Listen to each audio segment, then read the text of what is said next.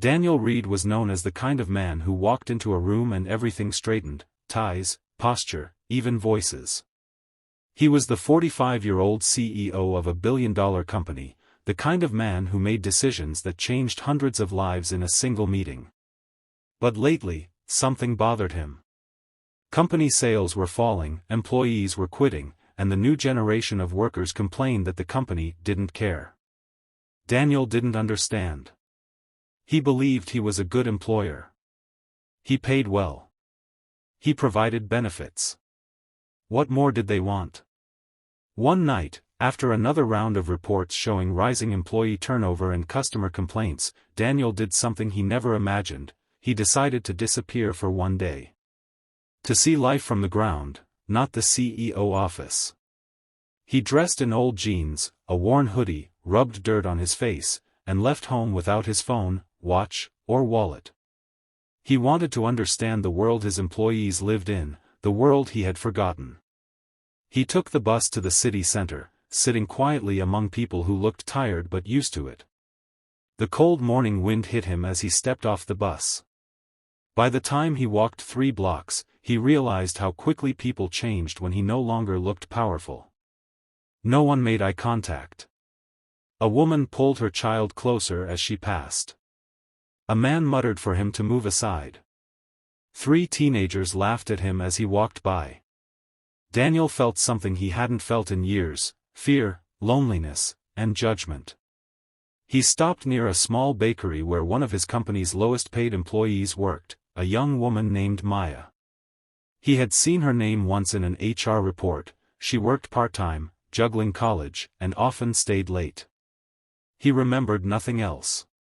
He sat outside the bakery on a sidewalk bench. Hunger stung his stomach. He had eaten nothing since last night. His throat was dry. He had no money. For the first time in decades, Daniel felt powerless.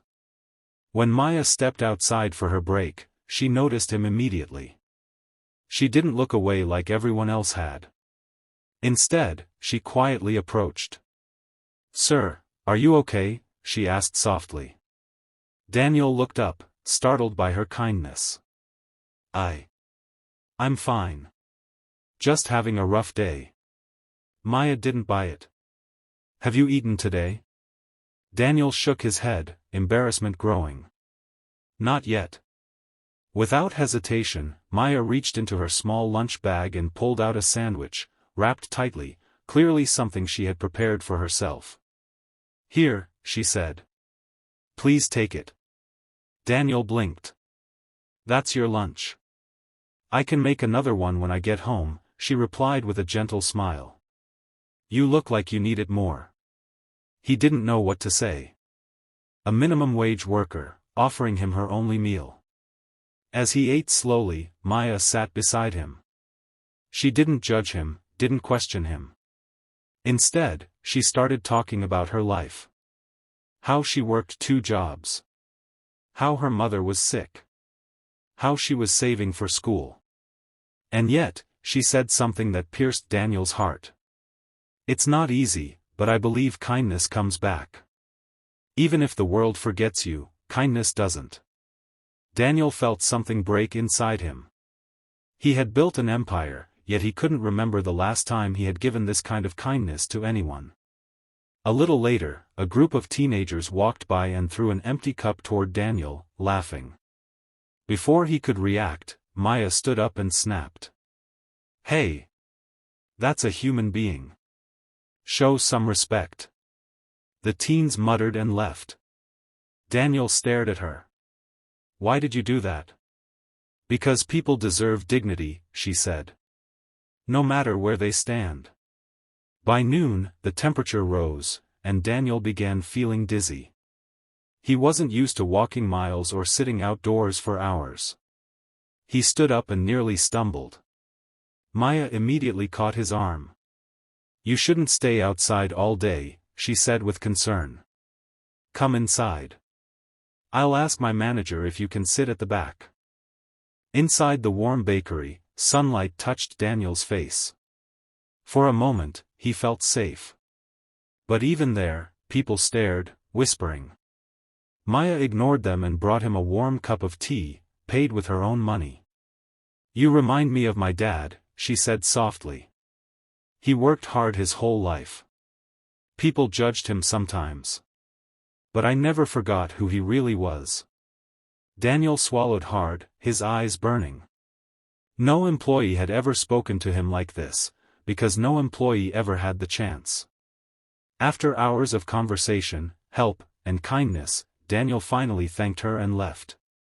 As he walked away, he knew one thing: he could never go back to being the same man.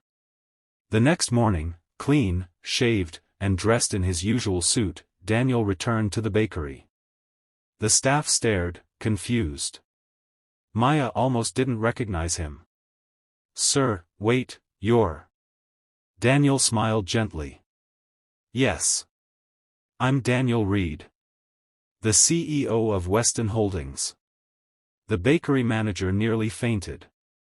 Maya's eyes widened, her voice shaking. You're the CEO? But yesterday, you were homeless," he finished kindly. "No. I was pretending. I wanted to see the world my employees live in. And you showed me more humanity in one day than I've seen in years." Tears filled Maya's eyes. I didn't expect." Daniel raised a hand. "You helped me when you had little. You protected me when others mocked me. You fed me when you barely had enough for yourself.